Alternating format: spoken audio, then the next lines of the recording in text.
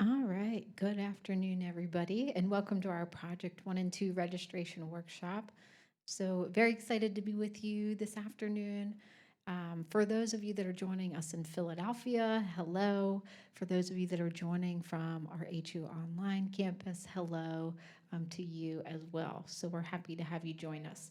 So this afternoon, I just want to give you a brief overview of our team in Career Services and Experiential Learning so that you know what services we have to offer, talk about Handshake a little bit, our new resource, and also your Project 1 and 2 registration steps that you'll need to take for this upcoming summer and fall and how you can work with us throughout your time at HU. So feel free throughout the session, if you have questions, want to interact with me, you absolutely can. I encourage that as we go through.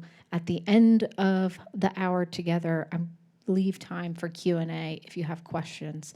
And if you want to talk to me individually, you can too. So this is our lovely team in Career Services and Experiential Learning. I'm Rebecca Harriger. I'm the Experiential Learning Director in our Career Services and Experiential Learning office. So many of you will get to work with me through your Seminar 200 course, but also all of you will work with me throughout your time at HU with your experiential learning requirements, because I aid you through the process and registration for your Project 1 and 2 and your required internship or applied practice experience for our online students. We also have Dr. AJ Merlino, and he is our leader of our office. We have Kristen DiMatteo and Jeffrey Kerr as well. They are our employee relations and career development directors. So we're here to support you throughout your career and experiential learning requirements here at HU and beyond. So some of the things that we offer when you work with us, so not only do you take your seminar courses where we teach you and we're aiding in your career and professional development, academic success, and experiential learning, we offer services so you can meet with us one-on-one. So resume, cover letter reviews. Some of you took advantage of that because you're applying to your internships. Searching for jobs and internships, we can aid you with that. If you need to practice interviewing or talking about your experiential learning, progression and the requirements and getting registered, you can meet with me for those appointments. If you're interested in graduate school, we can have appointments with you about that as well. And then, of course, career networking events and workshops. So I know a lot of you engaged in our career networking events that we've had this past fall and spring. Yesterday, there was a virtual job fair that we were promoting, and some of you attended. So we try to offer all of these. And you still have these services even after you graduate to connect with us. So definitely come see us and take advantage of these. So one of the ways that you can do that is through our new platform called Handshake. So I know many of you, you're already on it. You checked in for the event, registered for the event through Handshake. It's a great opportunity for you to engage with us through appointments, look for jobs, apply to internships on there, and see all the different various opportunities and networking events the employers offer there as well. So if you haven't activated your account, definitely do that so that you can continue to engage with us. So as many of you know, experiential learning is a major requirement towards your degree while you're here at HU. So regardless of your majors, you have to complete 2 projects, an internship, or an applied practice experience only for our HU Online students, and your seminar courses. So those encompass all 13 credits that you need towards your experiential learning credits. So you complete these while you're here with us, regardless of major. So your projects are the opportunity for you to focus on a topic and do applied research on a topic related to your major in conjunction with a faculty member, where they're going to mentor you as you do this research. Your first project that you do is very focused on investigating a topic related to your major, researching it, looking at some of the different skills that you've learned in your other courses that you can apply towards this experience, setting up some plans to gear yourself up for your second project, which in project 2, that's more applied. So for those of you that are maybe an integrative science major or an interactive media major, this is where you get to put some of the research into practice and actually apply what you did there. So it could be an experiment in the lab. It could be creating like a video or testing out something with something related to user experience. So you just want to think about ways that you can do that with your faculty. So this is really timely that we're having this workshop because next week, and a lot of you realized yesterday, you can start to see what classes you want to start to take for the upcoming summer and upcoming fall. So as you're planning for the classes that you want to take, you want to make sure you plan for your experiential learning requirements. So what I have on the screen is just an example of a proposed schedule that it's a mock schedule of planning out when students take it, their seminar, their project 1, and their project 2. So just make sure that you are meeting with your student success coordinators, your faculty academic advisors, talking to me about this. Some of your programs have prerequisites in place for their experiential learning for projects 1 and 2. So specifically, IMED, INSE students, forensic students, you need to be aware of prerequisites that are in place. So next week with registration opening, we're having open advising sessions on Monday, right in this room, on Tuesday in this room as well. So if you want to talk to your student success coordinator, you want to talk to your faculty academic advisors, you want to talk to me or one of my staff members, we're going to be in this room to chat with you so that you can effectively plan for these things. So even if you aren't able to make it in those open sessions, feel free to book appointments. But appointments are filling up quickly this week and next week to discuss some of these things. So come to the open advising sessions because we're happy to meet with you. So when you're planning for your experiential learning courses, you need to make sure that you're paying attention to deadlines to submit the documentation related to those. So these are courses that are a little bit different than your other courses because your other courses, you go into MyHU and you just add them. For your projects, because this is your personal project and a topic related to your major, you need to make sure that you're meeting with your faculty in your program first to outline your topic idea, what your proposal is, and some of the objectives that you have for the project. So you'll just want to do that, and we make sure that you turn it in on the first day of the semester that you're registering it for. So how many of you are thinking about registering your project for summer? Anyone? Or fall? Fall. Okay, so for fall, you'll want to make sure that when you actually submit your contract, you submit it by the deadline for fall. So we'll look at that. So all deadlines are on the academic calendar. So your contract is a really important piece that we have you fill out because we want you to, again, outline that title, outline what you're proposing to do with your faculty. You and your faculty meet together to talk about what are some of the learning objectives you want to get out of the experience. What are some of the goals that they have for you as a student in their program when you're doing this research? They also will talk with you about what are you going to turn in throughout the experience to showcase all the great work that you're doing throughout the experience. So you want to make sure that you do that with them, and then you turn it in to me for my approval.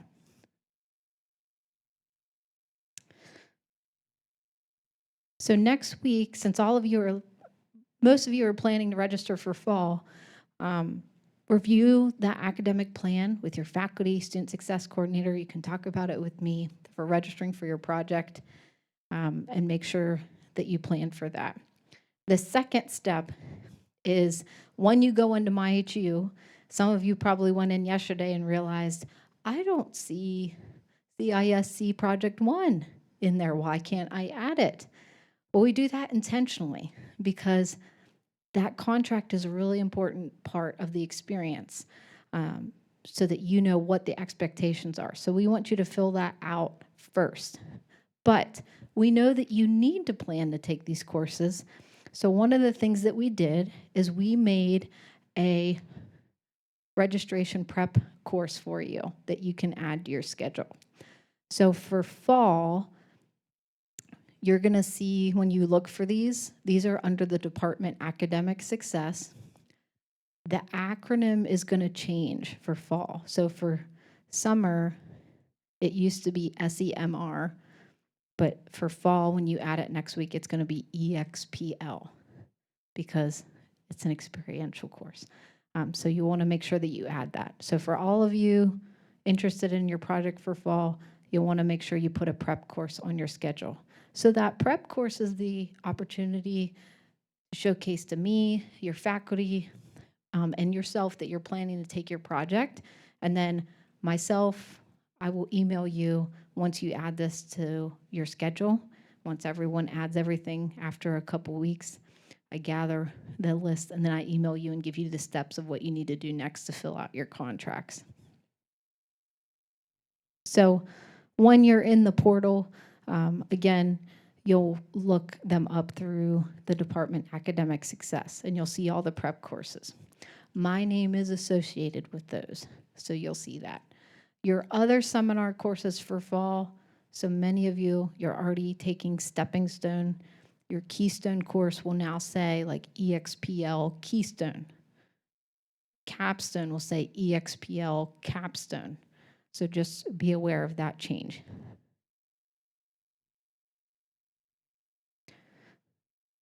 So next week, you can go in, add those under the Academics tab in the course search and in the drop-down menu, just make sure you choose Academic Success. And then you'll see all those listed and you can add them. So once you're added, like I said, I will reach out to you, to all the students that are in there, and I will give you all the next steps that you need. Some of you will have ideas already about your project topics. So I know many of you already took Seminar 200. You have a project idea that you want to potentially do. Some of you may have something that you're going to work on specifically with your faculty. So just make sure that you have your project idea, that it's not too broad, that it does relate to your major. So those are some things that you'll want to keep in mind. And you can talk about this with your faculty because they'll make sure that it aligns with their program. So the other piece of it is you'll want to make sure that you identify somebody in your academic program that you want to work with. So this needs to be somebody that's within your academic program. So an esports student is not going to have a faculty advisor from the integrative science program. So you just want to make sure that you have somebody who's in your academic program. We do have some programs, I want to make note that we have some identified faculty that help you to get aligned with a faculty advisor. So we have some great folks in the computer science program, in IMED, INSC, and the ISIT program that work with me directly because these are our larger programs and they want to make sure that whatever topic you choose is aligning with the best faculty member who has the skill sets that align with that research. So they work with you to connect you with somebody. But other programs, if you have a specific faculty member you want to work with, you can reach out to them. I always highly encourage students, think about the person that you're working with. Make sure that your topic aligns with their expertise. So on our HU website, we have a really nice resource to showcase some of our faculty and staff profiles. Look at some of your faculty's profiles, see their backgrounds in their research and some of their interests that they have. Does it align with some of yours? Because it'll help you and help them if their research and their interests align with yours. So once you've secured all that, we have a really nice online form that you can fill out to input your project information. So it makes it really easy. So the link to the online form is on our Career Services and Experiential Learning SharePoint page. So you can just go in, you and your faculty advisor, and you can develop and input the information that you need. So the first section is the project application. So this is just that you are affirming that you agree to the academic requirements that we have for you as you do a project at HU. We want to make sure that you do this because you all are young professionals and you're awesome students, and we know that you're going to do great work when you do this. So we just want to make sure that you're following our academic requirements when you do your research here. If you don't follow any of the guidelines and break that agreement, that's when me, you, and your faculty advisors sit down and have conversations about that. But that rarely happens because, like I said, you all are really awesome young professionals and students, and you do awesome work on your projects. So you can just agree to that. The other thing we have you do is just input your basic student information, which is nice, so that I can see your name, what campus location you're on, and who you're going to be working with. You'll also outline what faculty member, what program you're in, what semester you're planning on doing this, so you'll fill that out there.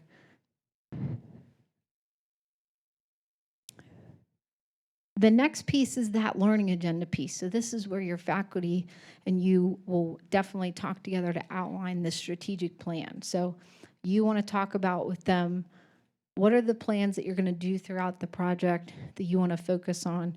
What are some of the expectations they have for you to submit some things throughout the experience? So this includes that title, that proposal. That way they can see what's the research that you're proposing to do.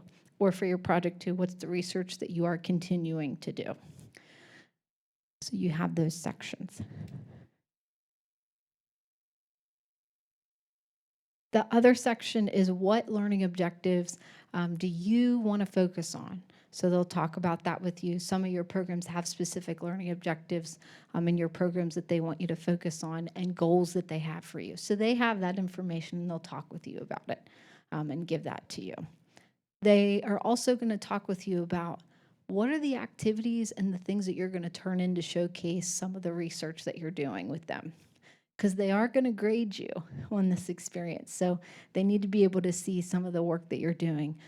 So you'll submit that there.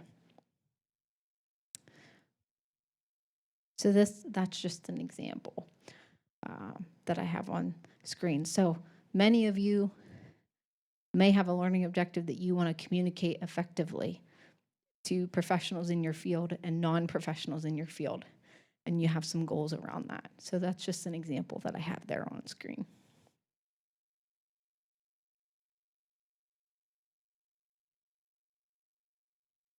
So think about when you're talking with your faculty, some of the things that you are going to do. Many of you are going to read journal articles.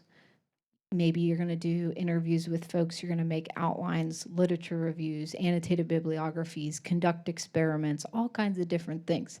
So you want to make sure that you outline that with them. So these are also the things that you are going to turn in to be graded upon. So an annotated bibliography, a literature review, a final presentation. Many of you do final presentations so that you can talk about the great work that you did. Some of you, even for your projects 1 and 2, may even have the opportunity to present at conferences, or we also have you present at our research symposium as well.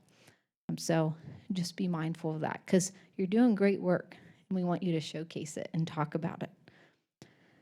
So you're going to submit these assignments to Canvas. So each of you will get access to a Canvas course with your other students that are doing project 1 and 2, so you can upload those there. So this is just an example of what it looks like when you're in the system, when you're inputting all that info. The other piece that comes into play is our core competencies. So for those of you that have Seminar 200 with me, you know that I always tell you core competencies don't go away. And that throughout your time at HU, we constantly focus on these and we enhance these.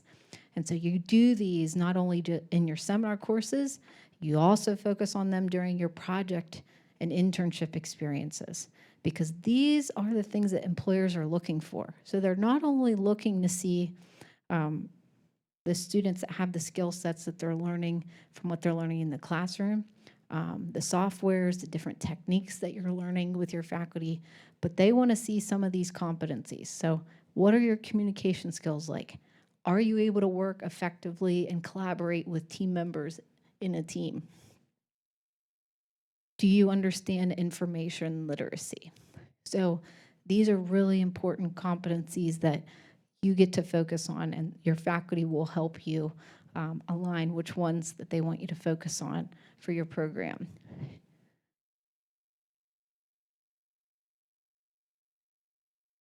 The other piece of this is your project progress plan.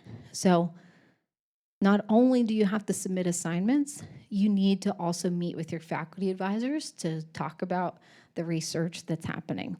The university also has a designated experiential learning hour where you get to go and attend that hour with the rest of the students in your program that are doing their project 1 and 2s, and meeting with your faculty for this hour to work on your projects. They may have specific things they go over during that hour of what they're expecting for some of the things you need to turn in. So it's a great opportunity for you to do that. So you need to make sure that you confirm with your faculty advisor your meeting dates. Also, in MyHU, in the academics tab, when you're looking at courses, you can see when your hour is going to be. You just can't add that to your schedule. So make sure you're planning for it. So it's typically in the 2 to 3 o'clock p.m. range, just like what we're in right now today, because this is the experiential learning hour, what we're in right now. So just make sure you plan for that.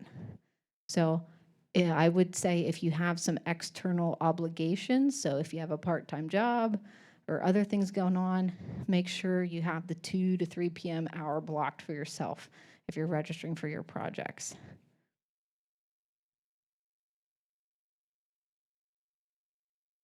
Uh-huh.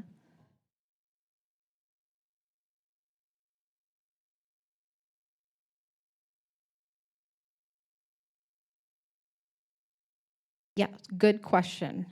So the question was, if one of my seminar courses is at the same time as my project course with my program, do I need to pick a different seminar course slot? I would recommend that you pick a different time because you need to attend your project hours. So just make sure to pay attention to that. Yes. So your project hours once a week. Yeah. Very similar to your seminar courses. And you can also meet with your faculty outside that hour too, one-on-one, if you want. Yes. I think it is listed. It's not listed right now. I know. Gotcha. Yeah. I did put a plug into the registrar today just about some of the experiential courses. I can try to pull lists and try to share it on my SharePoint site for you. So that's a good question for everyone. Sure. Right. Yep. Good questions. So we just reviewed that. So throughout the experience, just make sure you're submitting those progress updates. Want to make sure you're meeting with your faculty at least a minimum of 5 times. So attending the project hour, talking to your faculty, that's a part of your grade. So just make sure you're given those updates because I know some faculty really pay attention to that. So make sure that you are doing that. So once you fill out everything and it's ready to go, you have a nice little submit button. Once you hit submit, then it will go to your faculty and they can approve your contract. And then it comes to me and I give the final approval. Because I just want to make sure, again, that this is aligning with your major. You have everything that's expected. You are with a faculty member in your program. And you submit it by the deadline. So just make sure that, again, like for this summer or fall, you submit it by the deadline of when the contracts are due. So for summer, it's May 8th. For the fall, it is in late August. Yep. So just make sure that you do submit it by the deadline. If you do not submit it by the deadline, we do drop you from the prep course and they don't add you into your official programs project course. and you would need to fill your schedule with another class. So I know most of you, you're very good with getting stuff in by the deadline, so I don't foresee that being an issue, but just make sure that you get those in on time. So once you're in there, they'll take the prep course off. They'll add you to your official programs, Project 1 or 2 course, and then you'll get access to Canvas. So once you get access to Canvas, that's where you'll be in there with your other students that are doing their projects in your program, and you'll be able to submit those assignments to your faculty advisor. So they'll take a look at those. So just make sure you pay attention to that and submit those assignments in there. So when you're in there, just make sure you are paying attention to the assignments that they're requiring for you. It's going to look different across a variety of programs, but these are just examples of the things that most programs have students do during their experience.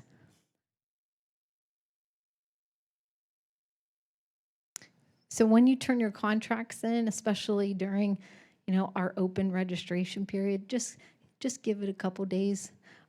So once it's on your schedule, I know some of you are laughing because yes, it does take a couple days. Once it is officially on your schedule, they do email you to confirm that it's officially on there. So just make sure that you are mindful of that. And we appreciate your patience.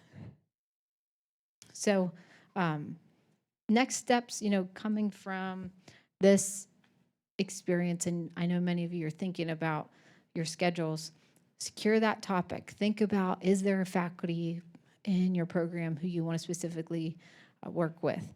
Put those prep courses on your schedule for fall, because I know many of you are ready for that.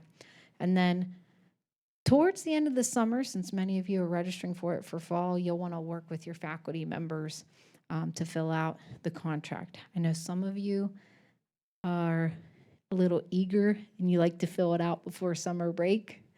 I've had students do that, but just be patient with your faculty too. So submit it to me, we'll approve it, and then it'll get on your schedule. So with this, I know it's a lot of information related to your Project 1 and 2 and registering for it, because it's a little bit different than an internship. But if you want to meet with me one-on-one, you absolutely can. Next week during those open hours and registration day, if you want to talk about it, we can too, if you have questions on there. So make sure, use the resources that we have for you on our SharePoint site. That's where the project contract link is for you to access it. Be mindful of all the deadlines when you need to submit these by. Meet with your faculty and student success coordinators next week just to make sure your schedules are ready, and then reach out to me and my team with any questions that you have. So I am going to open it up for any questions that we have. So I know there might be a lot of questions related to this. You ask some along the way, and it's okay. We can meet one-on-one too.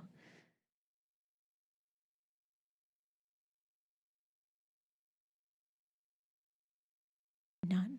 Okay. Pretty straightforward. Okay. All right. Yes, Scott.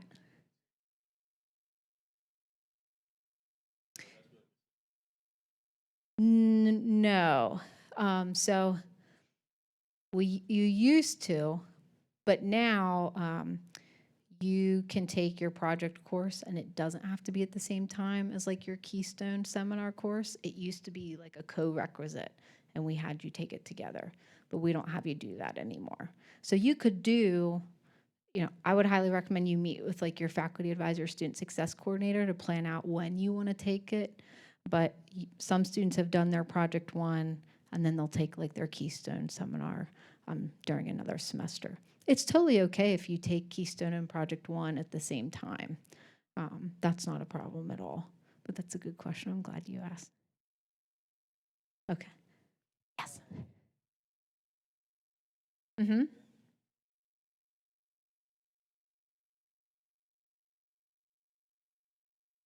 Yes. Professor Brian Gray. Yes. IMED, you'll reach out to Dr. Liu right now. Yeah. I know there's some IMED here. And then INSC, you'll want to meet with Erica Ward first, because she's going to make sure, because especially if you're conducting an experiment in the lab, she makes sure she orders what you need for in the lab. If you need special chemicals or something, she makes sure that she has it for you. Yeah. Good questions. Anything else? Okay.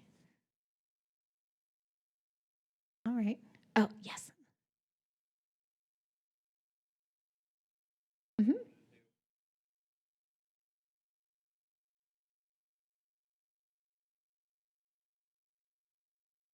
I would recommend talking to Professor Gray first. So I'm also happy to meet with students too to kind of strategize and work through some ideas that you have if you want to meet with me.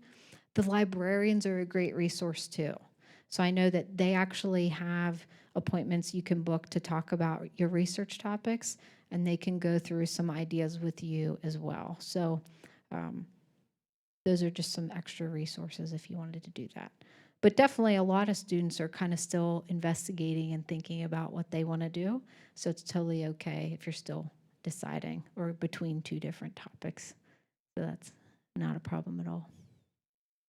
Just make sure it's related to your major and that it's manageable within the semester, because you only have one semester for your project one and then one semester for your project two. So just be mindful of that, because you're not here working on research for 5 years. Even though I'd love to have you stay, but yes. Yeah. Michelle, did you have a question? Okay, good. Cool. Yes, some students have taken their project one and two topics, and they have talked about it at the graduate schools that they have applied to. And I know one student for sure is focusing her research in grad school on her topic related to what she did here at HU. So those are just some things to think about. Yes. Mm-hmm. Yes. So maybe, Zach, can we use you as an example? Yeah. So, Zach, I'm going to turn the microphone over to him because Zach is going to be actually doing it this fall for his project two, but he did his project one.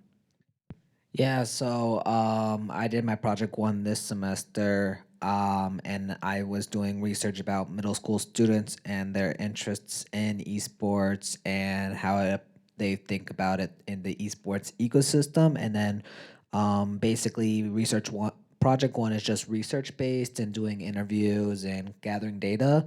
And then project two is more of an application work, and you do hands on research and I'm going to be working with the students specifically, so I had to go. I'm actually in the process of getting IRB certified because that is a requirement if you are using any human subjects for any project.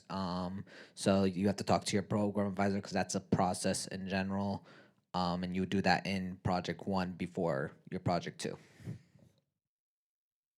Thanks, Zach. Um, I'm glad you mentioned about IRB, which stands for Institutional Review Board. So for some of you, maybe conducting science experiments or working with human subjects, sending out surveys, we do have, it's called an Institutional Review Board, and there is an application that we have you fill out, and your project has to be approved through that. That is done at any school. It's done at an undergraduate level for research. It's done at a graduate level for research as well.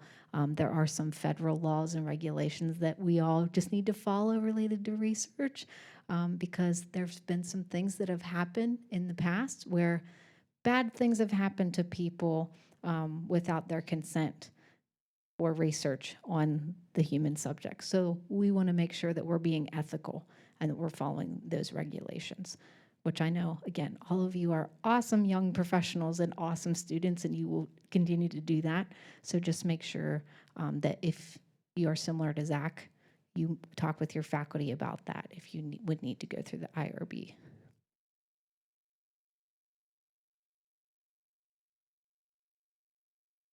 Other questions?